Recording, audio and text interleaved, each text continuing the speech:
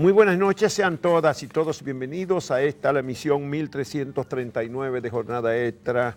Vamos a ponernos cómodos para que a lo largo de este año pasemos revista. Esta emisión va a tener muchas reacciones en serio e irónicas sobre el discurso del presidente Danilo Medina ante la Asamblea Nacional el pasado martes 27. Vamos a tener también dos reportes. Uno de ellos es de un segmento de una de las entrevistas históricas del insigne escritor uruguayo y latinoamericano Eduardo Galeano, ahora que se van a cumplir 3 años de su desaparición.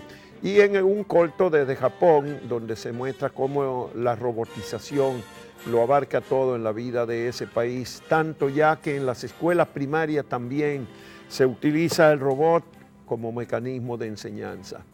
Muchísimas gracias por acompañarnos en esta noche de jornada.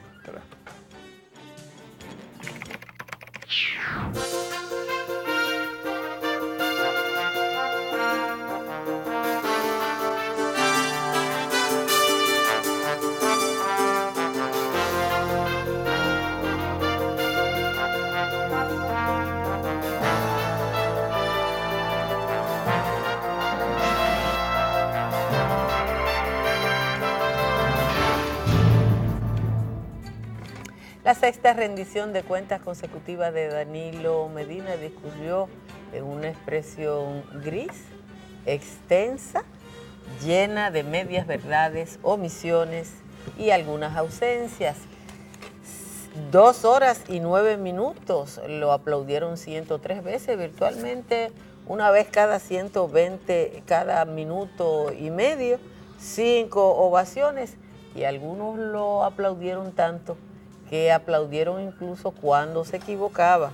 Los memes y caricaturas estuvieron a la orden del día, Juan Bolívar. Bueno, lo que dijo Danilo Medina fue relevante y lo que no dijo mucho más. Por ejemplo, el presidente ignoró todo lo que se refiere a la situación fiscal, la insostenibilidad en que se encuentra el país. No aludió para nada al último informe de la misión del Fondo Monetario Internacional, que hace apenas 2 semanas se fue del país y dejó claras expresiones de preocupación por el rumbo que tiene el endeudamiento. A eso no se refirió tampoco el presidente, ni a los déficits fiscal, ni al déficit de la balanza comercial, aunque se atrevió a hablar de crecimiento de las exportaciones dominicanas, que en este año pues se repitieron casi en el 17 en las mismas dimensiones que en el 16, pero ignoró que el déficit comercial dominicano fue de 9.000 millones de dólares y que las exportaciones fueron en su mayoría de zona franca, ¿no?, de producción nacional.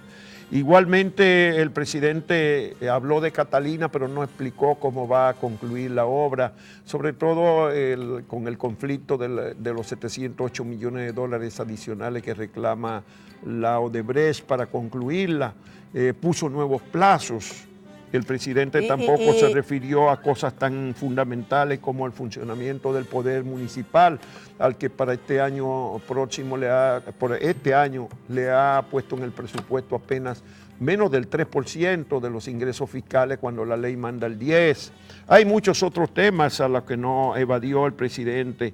No se refirió a las evaluaciones negativas que tiene el país en todos los organismos internacionales y de organizaciones no gubernamentales a lo largo del mundo, aunque encontró una de por allá de Sudáfrica que entiende que hay mucha transparencia en su gobierno. Hay otras medias verdades que algunas personas dicen que son manipulaciones del presidente de la República, como los datos que tienen que ver con la inversión extranjera, la tasa de empleo y desempleo y la situación de las mujeres. En el caso de la situación de las mujeres, habló del compromiso del gobierno contra los feminicidios que están abatiendo a la sociedad dominicana. Habló de un plan, que es el Plan 19, implementarse en el país y del que todavía no tiene presupuesto. Otros elementos que llamaron la atención: en el caso de corrupción, el presidente citó la palabra solo una vez, y cuando se refirió al tema de la migración, que fue la única vez que usó la palabra corrupción, su único argumento tuvo que ver con la posibilidad de enviar 900 soldados a la frontera. Bueno, el presidente para nada se refirió a las protestas de la sociedad dominicana a lo largo del año pasado, reclamando el fin de la impunidad y sanciones en el caso de la corrupción, no solamente de Odebrecht, sino de muchos otros que se manifestaron a lo largo del año, igual que del aumento extraordinario, incremento del país como tráfico de drogas hacia los Estados Unidos y hacia Europa. El presidente Danilo Medina pues, pintó un panorama de un país que él entiende que ya es de clase media, y la verdad es que no se puede entender cómo puede ser un país de clase media cuando los dos renglones de mayor empleo, turismo y zona franca, que se aproximan a 500.000 empleos entre los dos, más de 400.000 empleos, tienen salarios tan lejanos del costo de la canasta familiar del quintil más pobre. Todavía en zona franca el salario mínimo es de 9.000 pesos y el salario promedio de la zona franca es de 11.000 pesos, cuando el costo de la canasta familiar anda por 14.000 pesos. Igual en el sector de turismo el salario es de 10.300 pesos el salario mínimo y tiene un poco más de la propina, pero sigue estando por debajo de los 14.000 pesos del costo de la canasta familiar. El promedio de los salarios en el país es de 21.000 pesos el promedio, pero el promedio del costo de las canastas familiares está en 30.000. Por donde quiera que se le mide, lo que se encuentra es pobreza y contradicción con esa idea de que este es un país de clase media. Un país de clase media y un país de pleno empleo, porque considerar que la tasa de desempleo en República Dominicana es un 5%, es ponerla al mismo nivel de los Estados Unidos. Y obviamente que para llegar ahí, identificar los números que utilizó el Banco Central o cualquier sea la persona que haya o la institución que haya suministrado los datos que dio el presidente, habría que ver. Otro dato que llama la atención, Juan Bolívar, es el anuncio referente a Punta Catalina de que va a iniciar su operación en diésel. Y eso probablemente... No, que va a hacer pruebas con diésel. Pero él dijo cosas tremendas sobre Catalina, como por ejemplo que iba a concluir en los plazos y el costo planificado. Y ninguna de las dos cosas ha ocurrido, porque ya los plazos pasaron desde el año pasado. Y ya él dijo que la primera unidad se entraría a prueba en diciembre próximo. Quiere decir que estará funcionando en el 2019. Y eso fue justo lo que dijo Odebrecht, que para febrero del 2019 entregaba la primera. Eso era reclamando 708 millones de dólares, pero el presidente no explicó si va a pagar o no va a pagar y cómo va Odebrecht a terminar, si hay un acuerdo con esa empresa para que termine la obra sujeta a lo que decida después en el Tribunal de Nueva York, que está conociendo del recurso de arbitraje a que apeló esa empresa brasileña reclamando más dinero por unas plantas que ya todo el mundo entiende que están sobrevaluadas.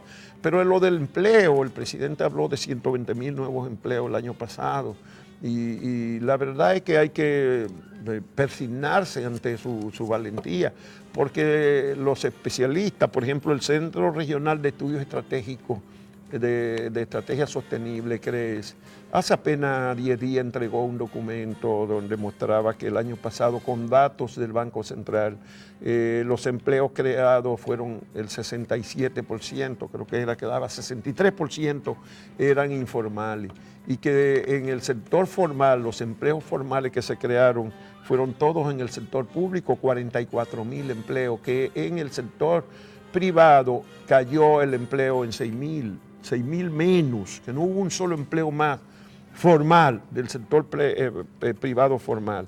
Eso es el documento que entregó la CREES la semana antepasada. ¿Quién es que está errando en la cifra o manipulando cifras? La CREES, que dice que está elaborado con información del Banco Central de la República. No, es que en la página del Banco Central dice lo que dice la CREES. Lo que dice la página del Banco Central es eso. Obviamente que lo que prepararon en el discurso asumieron premisas más allá de lo que dice la página del Banco Central referente a la creación de empleo, porque también asumieron como gente que está trabajando a lo que dijeron en una encuesta que estaban buscando trabajo. Bueno, desde luego el presidente para nada entró a la ley de partido, nada más dijo que esperaba que la aprobaran, pero no hubo un alegato convincente de él, de que él quería firmemente, ni planteó qué aspectos fundamentales son los que debe de contener esa ley. Quien sí habló de la ley de partido y de lo que cree que es lo fundamental fue el presidente de la Asamblea Nacional y del Senado, Reinaldo Pared Pérez, en la presentación del presidente. Y Reinaldo Pared aprovechó ese escenario de una manera ventajosa y oportunista para responderle al presidente de su propio partido, Leonel Fernández, que es de los que encabeza el criterio de que sería ilegal e inconstitucional establecer el padrón electoral abierto como único mecanismo para elegir los candidatos de los partidos. Eso tenía que haberlo discutido Reinaldo Pared con Leonel Fernández en la reunión del comité político del PLD, donde se tuvo ese tema, y no lo hizo ahí, pero aprovechó para él solo, sin que le respondiera a nadie, en ese escenario, él abogar por el padrón abierto, una cosa que solamente un partido de los 27 partidos reconocidos ha aceptado y que el PLD no ha podido consensuar entre ellos mismos. Hay que decir que en el caso de lo que establece la Constitución para la obligación del presidente del Senado es rendirle cuenta a sus pares sobre la gestión en el propio Congreso. Pero fue tan folclórico este proceso de rendición de cuentas que el presidente de la Cámara de Diputados también aprovechó el escenario, pero para decir que en ese hemiciclo se habían producido varios robos y que se habían hecho allanamientos a la residencia de 3 legisladores. Después aclaró que no era a la residencia de legisladores, sino que eran, parece que buscando los ladrones. Dice, bueno, todo el ámbito del discurso del presidente también estuvo rodeado de un hálito, de un tufo reeleccionista que salió desde la misma residencia del presidente y a lo largo de su camino, y en el escenario llevaron gente con pancartas, considerando que Danilo necesita, el país no puede prescindir del presidente Danilo Medina y que tiene que seguir 4 años más. Se movilizó mucho empleado público en los mejores años del Balaguerato y también de los llamados grupos aliados del PLD. Los aliados se situaron cerca de la residencia del presidente Danilo Medina e hicieron presencia con los medios de comunicación ahí, y los empleados públicos fueron trasladados desde autobuses que salieron de las inmediaciones del Centro Olímpico Juan Pablo Duarte, también se movilizaron en el metro y fueron colocados a lo largo de la avenida Enrique Jiménez Moya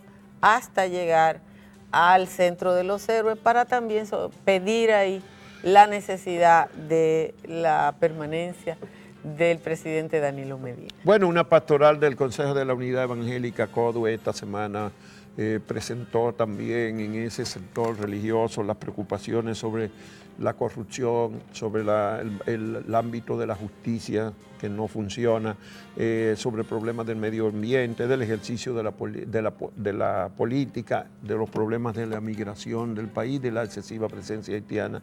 Todo eso estuvo en la pastoral de los evangélicos.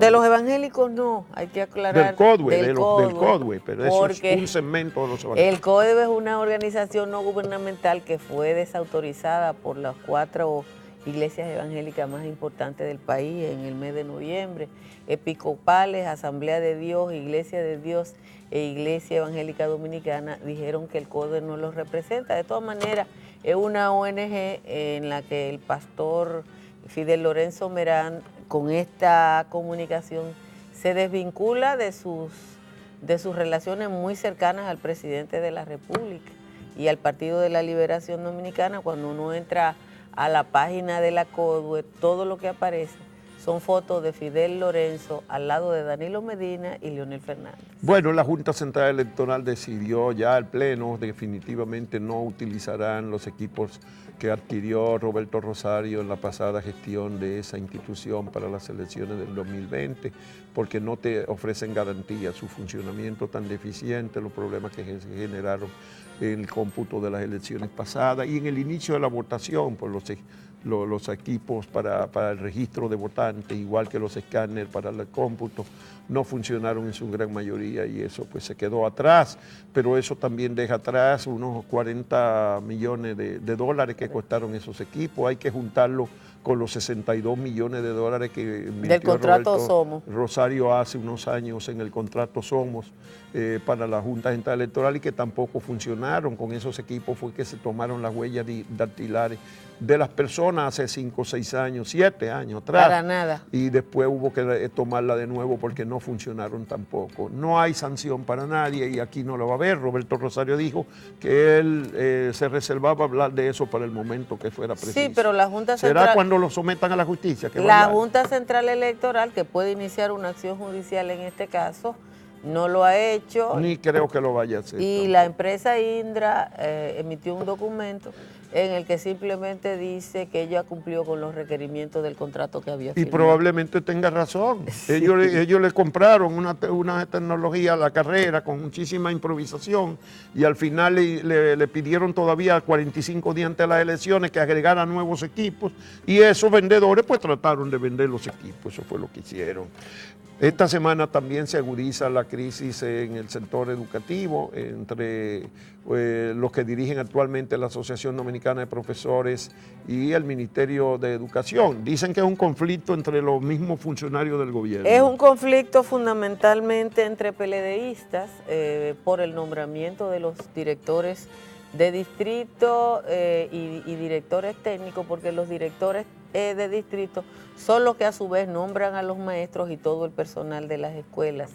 Fíjense que en la rueda de prensa que da el presidente de la ADP, que antes de este conflicto nunca había aparecido cuando los maestros estaban demandando reivindicaciones, en la rueda de prensa que sale esta semana, en donde él habla a nombre de la ADP, no están ninguno de los miembros del Comité Ejecutivo Nacional de la ADP que activan en organizaciones políticas como el Partido Revolucionario Moderno u otras organizaciones políticas. Es un conflicto entre PLDistas, fundamentalmente entre las personas que fueron designadas por el anterior secretario de Educación, Carlos Amarante Baré, que cuando llegó cambió a todos los directores. Y eso fue con la esencia de los directivos actuales de la ADP y de los anteriores, que son más o menos la misma corriente. Hay que advertir que eso lo que tiene de negativo es que esa confrontación ha conllevado ya mucha parálisis de las escuelas. Y la primera parálisis, probablemente la va a seguir La llevando. primera paralización la hacen los maestros de la provincia de Santo Domingo, donde una el distrito lo lidera la esposa del presidente de la ADP. Bueno, lo que hay que esperar es que no hayan más paralizaciones. Hubo un intento de mediación en días pasados del que yo formé parte, tratando en primer lugar de que se abstuvieran de paralizar la docencia en las escuelas públicas y en segundo lugar que dialogaran entre ellos mismos, que son al fin de cuentas del mismo partido, que tienen diferencia de cómo van a mantener la gestión en el Ministerio de Educación. Nadie entiende muy bien el conflicto porque nadie puede defender ninguna de las dos posiciones clara y contundentemente porque hay conflictos de ambos lados metidos ahí. Y el otro elemento también que tiene que ver con la Asociación Dominicana de Profesores es que algunos de los sectores que hacen vida en la ADP, pero que no forman parte del conflicto, se han ofrecido a mediar y no han sido aceptados. Bueno, esta semana también hay que decir que empezó con una amenaza de aclaración de una expresión de un comandante policial en San Juan de la Maguana. Eso quedó en el aire. Que dijo que los fiscales de allí, igual que los policías, se disputaban los puntos de droga. Fue llamado a la Procuraduría General, allí se supone que hubo un interrogatorio y colorín colorado, este cuento ha terminado. Lo que sí avanzó en otros lugares fue las investigaciones de Odebrecht. El pasado jueves fue condenado en Colombia un senador y en Honduras fue sometida a la acción de la justicia y detenida la esposa del expresidente Lobo, Y en Brasil, la Odebrecht dio con nombres y montos los sobornos en el Perú a expresidentes y altos funcionarios y dijo los nombres y la cantidad de que se le entregó a cada uno, cosa que no ha podido conseguir el Ministerio Público Dominicano, a pesar de que Odebrecht se comprometió en un documento a entregar toda la información con nombres, montos, instrumentos financieros, cómplices, mecanismos de pago, todo dice que iba a entregar la Odebrecht a cambio de que no se le procesara en la justicia dominicana. Y hasta ahora la empresa no solamente que no ha entregado, sino que nadie se lo ha exigido.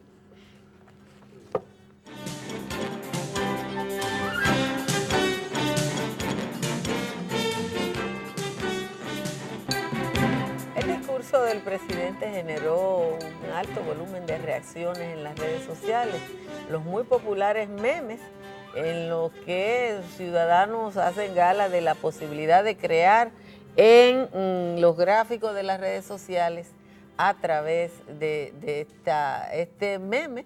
Ahí usted ve al presidente como un zar,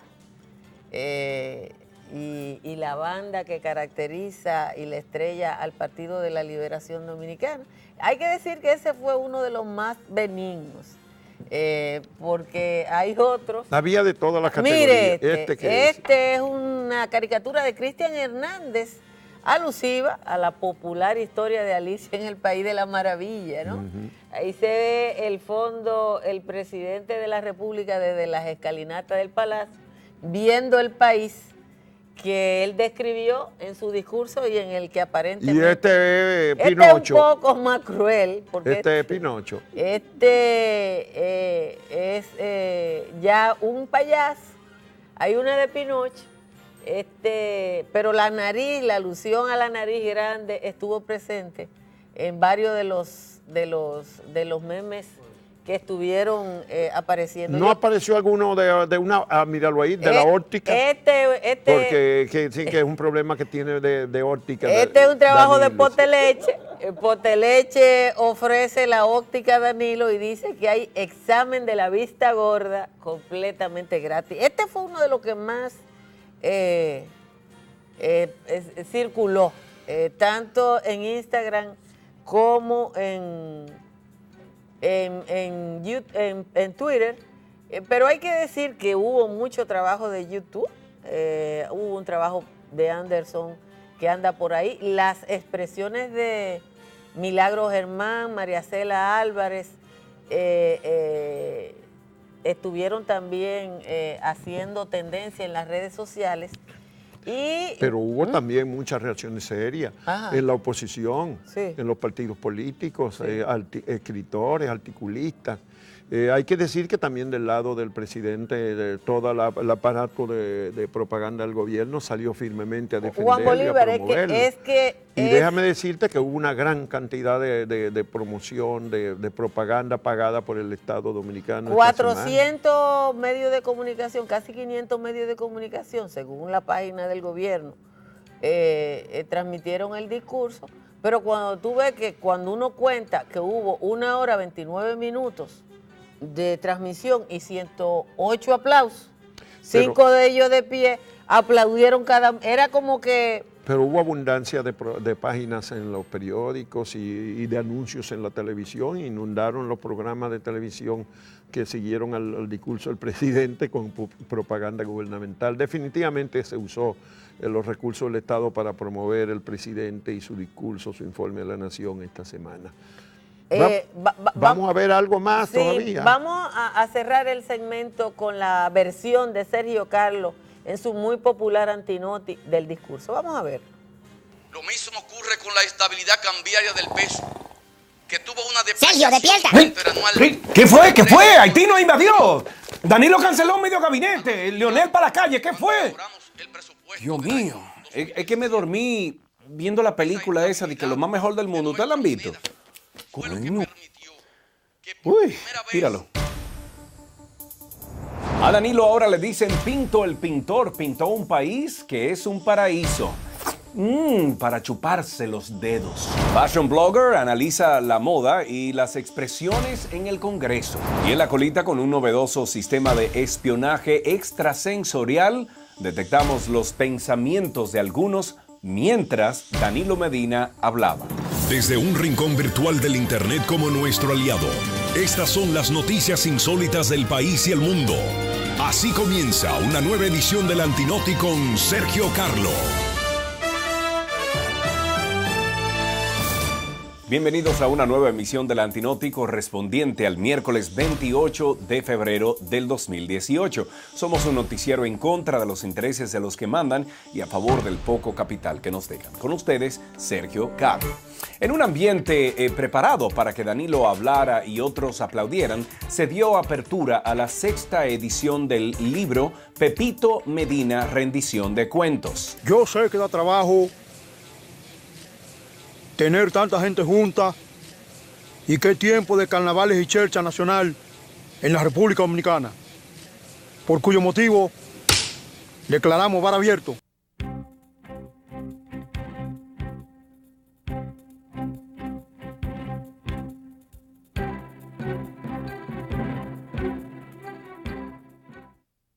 Saludos, bienvenidos a este nuevo espacio.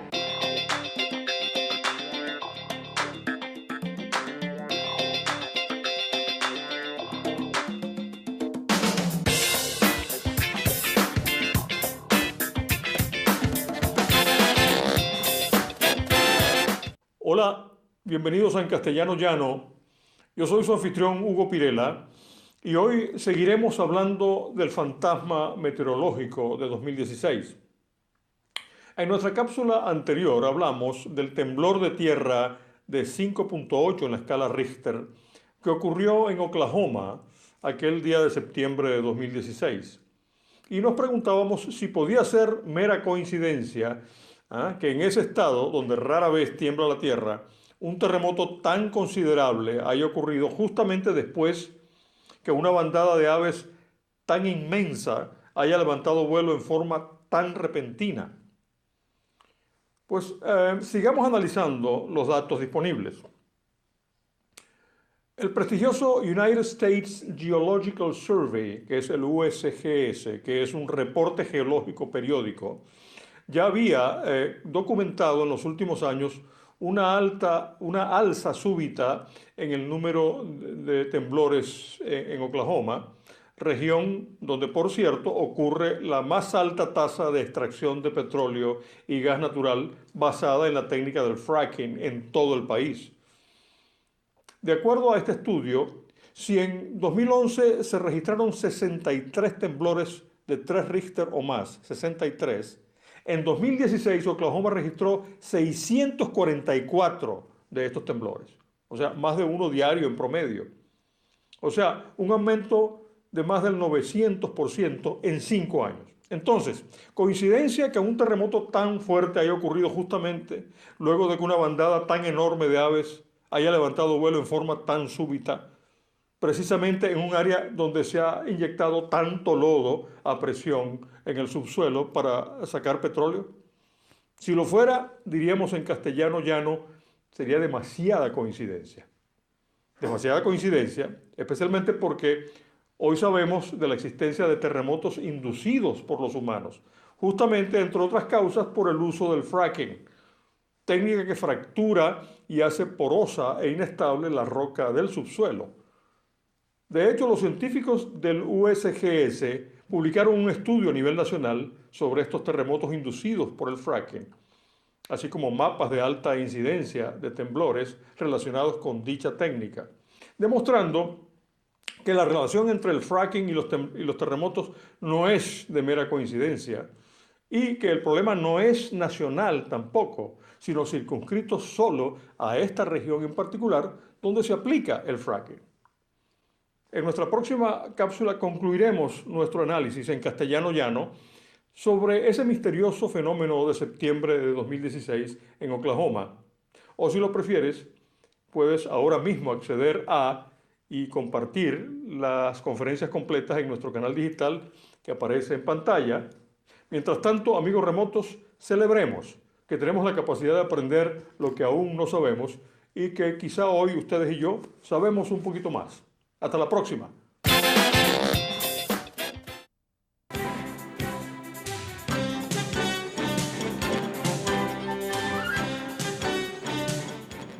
Dentro de unos días se cumplirán 3 años ya de la desaparición del insigne escritor uruguayo y latinoamericano Eduardo Galeano.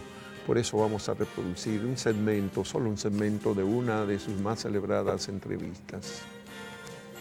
Benvingut, senyor Eduardo Galeano, gràcies per ser aquí al programa Singulars, per favor, segui. Eduardo, llega usted y se encuentra con las plazas llenas de gente gritando otra democracia es posible. ¿Qué le parece? Me parece una experiencia estupenda.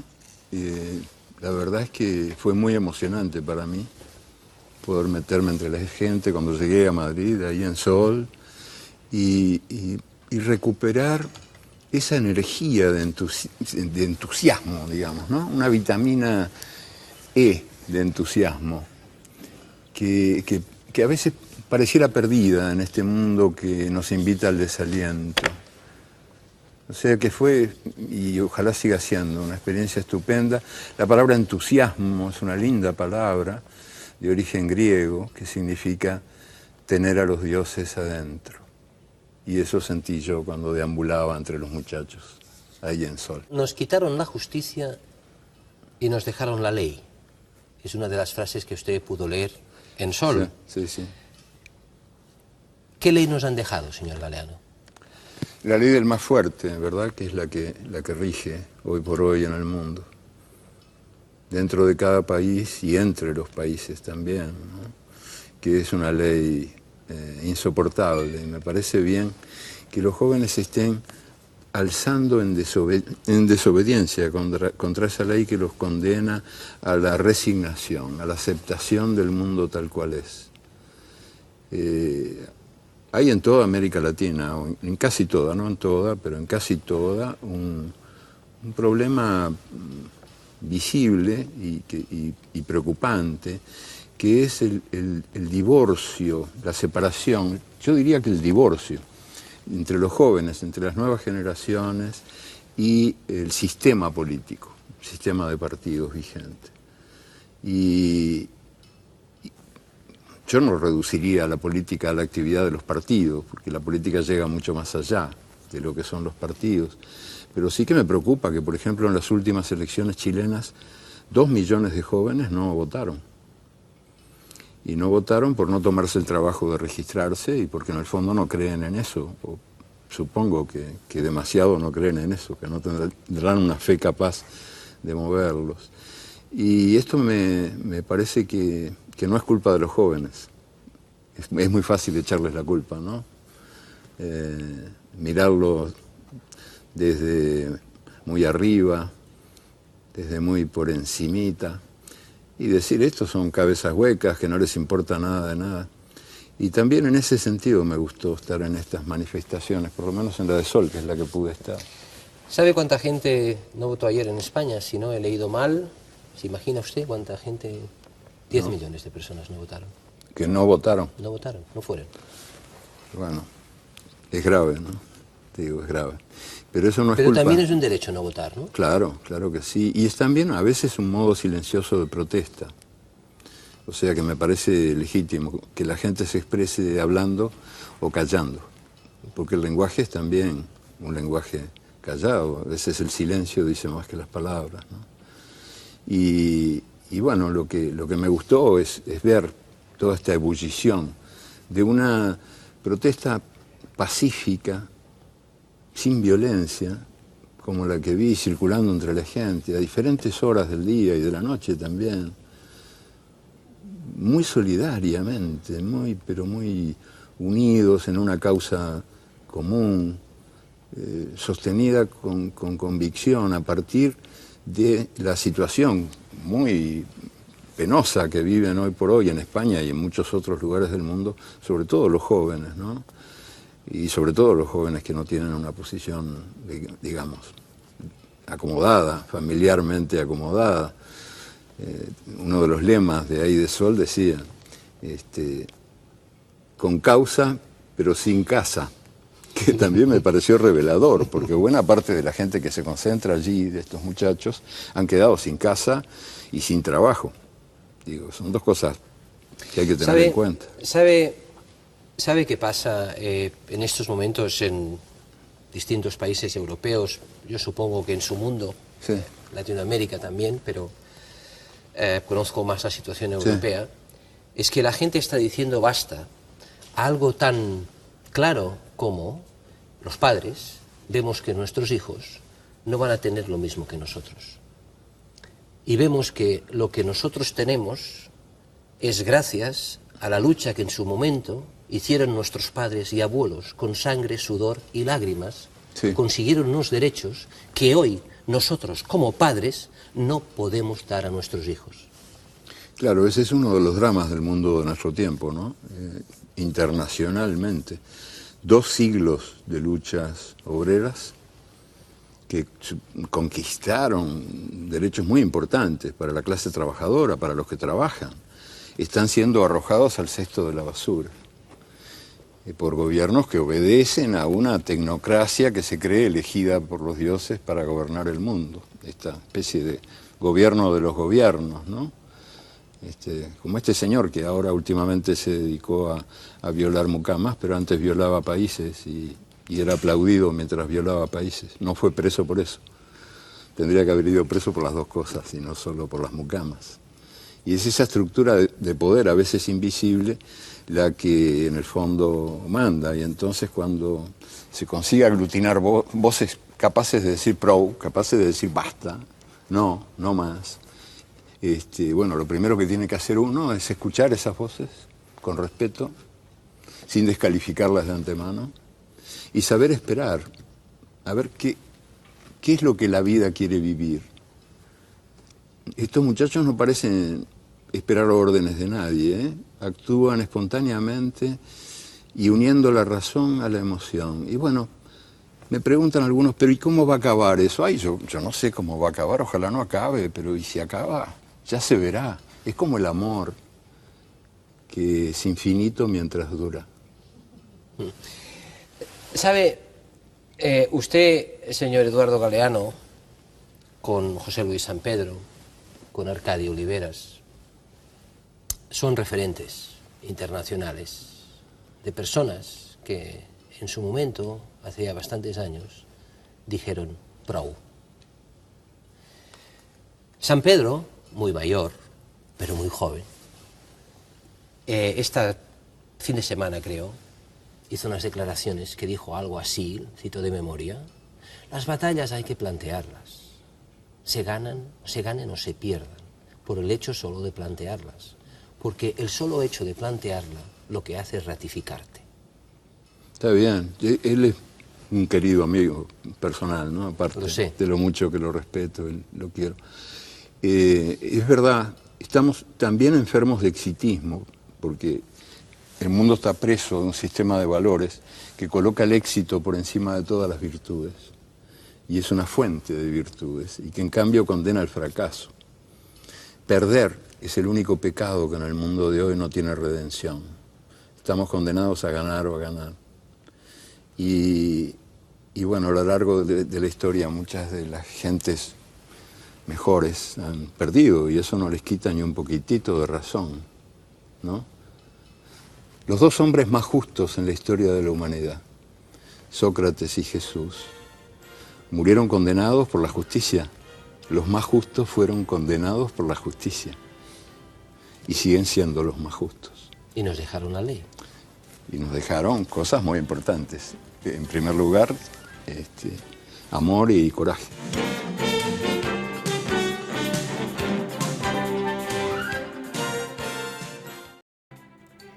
La sociedad japonesa se ha habituado a la presencia de los robots y se ha habituado desde los primeros años de la vida. En el corto internacional que vamos a ver ahora, ustedes verán cómo se aporta al trabajo en la escuela desde la óptica de un robot.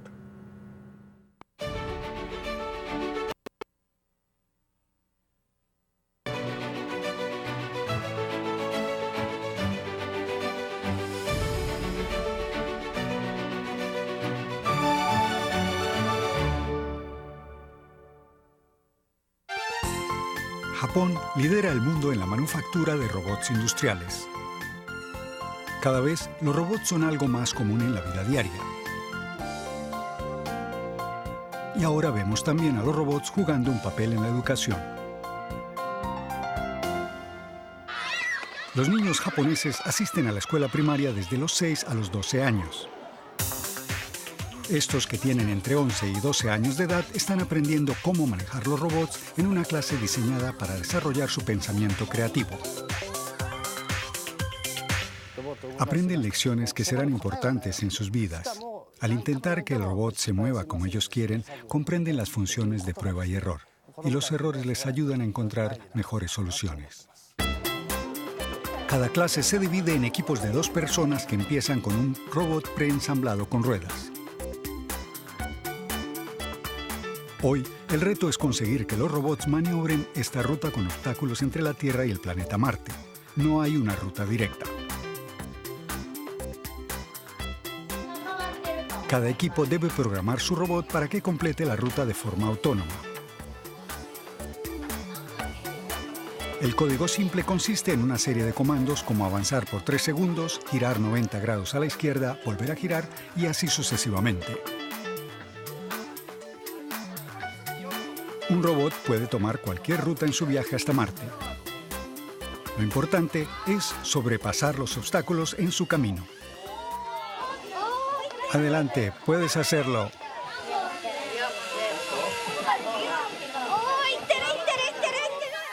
El robot de este equipo iba bien hasta que chocó contra la pared.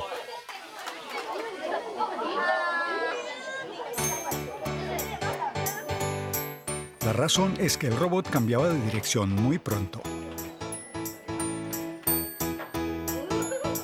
Arreglan el problema ajustando el programa para hacer que el robot ande recto un poco más de tiempo. Han tenido éxito y esta vez llegan sin problema a Marte. Estoy feliz de haberlo conseguido. Nos equivocamos muchas veces, pero fue divertido resolver el rompecabezas. Este tipo de retos les enseña a resolver problemas y les ayuda a adquirir herramientas mentales para enfrentar tareas más difíciles. Pero lo mejor de usar robots es que hace la experiencia muy divertida y siempre quieren aprender más. Muchos niños se inspiran en estas lecciones de programación y continúan aprendiendo cómo hacer sus propios robots. Un congreso de robots se acerca y todos dan los últimos toques a sus proyectos. Lo mejor es cuando un robot que has construido desde cero funciona a la perfección. 600 de estos jóvenes inventores de todo Japón han traído sus proyectos a este congreso de robots. Los participantes de edades entre 5 y 15 años exhibirán el resultado de su imaginación. Este robot imita los movimientos de un insecto. Es mucho más divertido cuando construyes algo sobre tu propia idea. Incluso hay un robot para cepillarse los dientes. Y este robot teje hilo en una pulsera. Intenté trenzarla a mano y cuando me di cuenta de todo el trabajo que llevaba, pensé que sería divertido hacer que la tejiera un robot. Esa fue la inspiración. El siguiente es un camión de bomberos. Cuando el frente del camión toca la pared, la escalera se extiende de forma automática y se eleva para rescatar la víctima atrapada. Logramos salvarlo. La razón de haber diseñado este robot es que necesitamos robots que puedan operar en lugares que son muy peligrosos para la gente. Estoy feliz de que todo haya salido bien en el escenario. El estar expuestos a los robots desde una temprana edad fomenta el tipo de pensamiento creativo que los niños necesitarán a lo largo de sus vidas.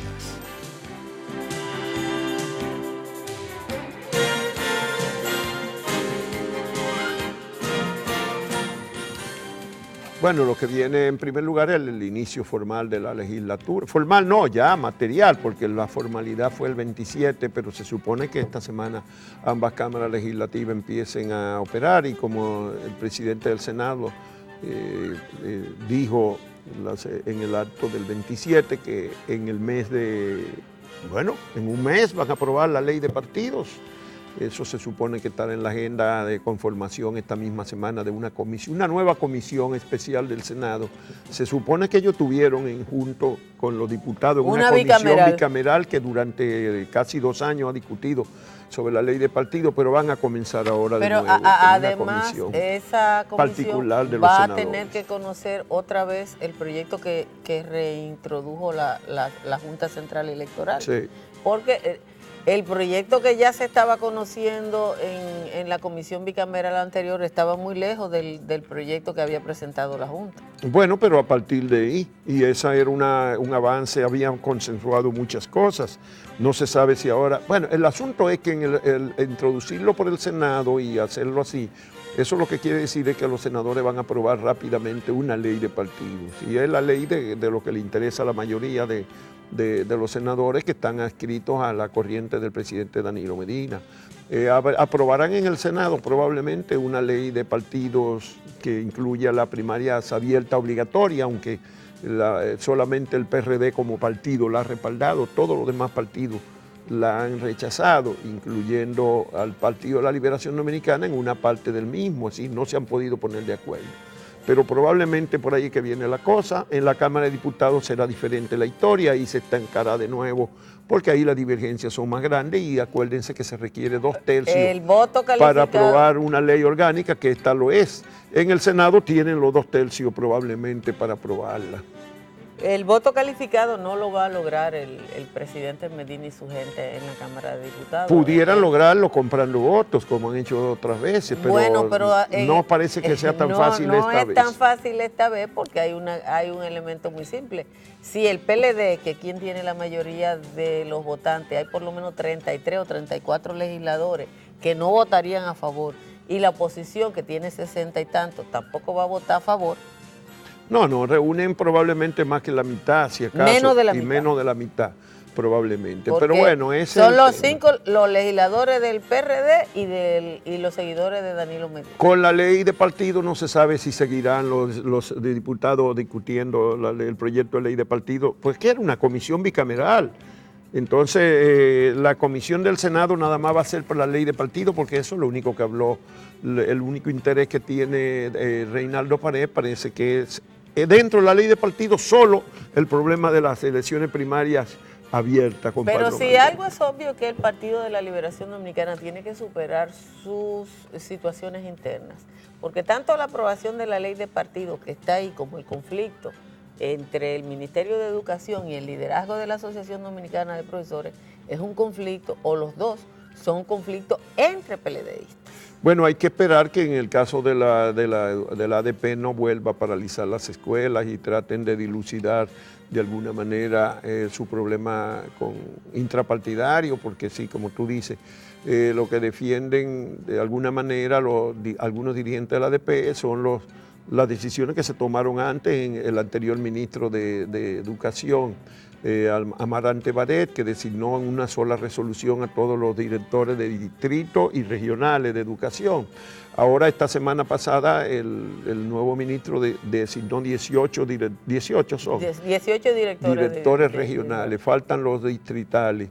Pero la ADP considera que es un desafío a muerte esa designación, porque la ADP quería ahora lo que no quiso antes, lo que no se planteó antes, o sea, que se hicieran por concurso, no por terna, sino por concurso, y que el que ganó el concurso. Pero bueno, el problema es si van a seguir paralizando la educación y si no se van a sentar a buscar acuerdos entre ellos mismos, porque son diferencias intrapartidarias. Ahora dicen que el actual ministro está designando gente que son de conveniencia política, de distribución política, eso han dicho dirigentes de la ADP. Pero vamos a esperar a que las escuelas no vuelvan a ser paralizadas, que es la gran preocupación que hay en la sociedad dominicana. Bueno, nos vamos a encontrar de nuevo el próximo domingo.